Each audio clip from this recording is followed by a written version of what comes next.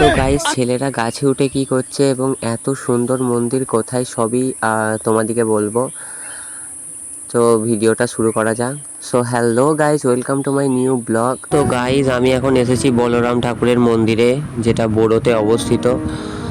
আর আমার গলার ভয়েস শুনে তো বুঝতেই পারছেন আমার গলার অবস্থা খুবই খারাপ, তাও ভয়েস ওভার দিচ্ছি। আর মন্দিরটা খুবই সুন্দর, আর মন্দিরের আশেপাশে অনেকটা জায়গা আছে, ছেলেরা সব খেলাও করছে। আর এই যে বলরাম ঠাকুর, এই বলরাম ঠাকুরের হাত সবাইকে দেখায় না, যে দেখতে পাই শুধু সেই সঠিকভাবে গুনতে পারে যে বলরাম ঠাকুরের কটা হাত, না হলে অনেক সবাই গুনতে পারে না।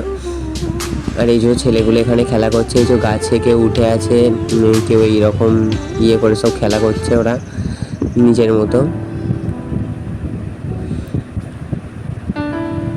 আর একটু পরেই পুজো শুরু হবে, আর এখানে এই জন্যই অনেক সবাই মানুষ বসে আছে পুজো দেওয়ার জন্য। আমরা আর বেশিক্ষণ থাকবো না, বাড়ি চলে যাব।